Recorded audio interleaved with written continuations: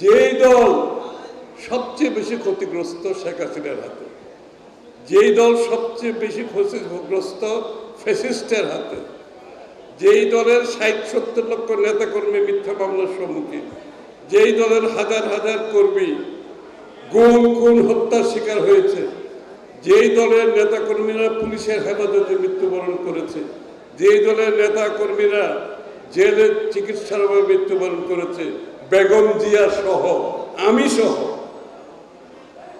আমাদের মতো ক্ষতিগ্রস্ত যারা হয়েছে ফ্যাসিস্টের হাতে, কেউ যদি বলে আমরা তাদেরকে পুনর্বাসনের চেষ্টা করছি, তাদের কোনো রাজনৈতিক এজেন্ডা নাই। তারা নতুন নতুন ধারণা বাজারে, নতুন নতুন বয়ান সৃষ্টি করে চেষ্টা করছে বিএনপির জনপ্রিয়তাকে ক্ষতিগ্রস্ত করার জন্য।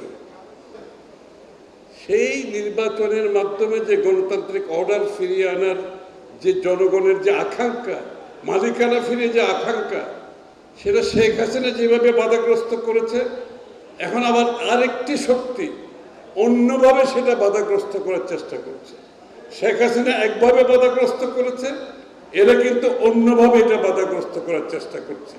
বাংলাদেশের নির্বাচন না হতে পারলে মনে হয় তারা খুব খুশি।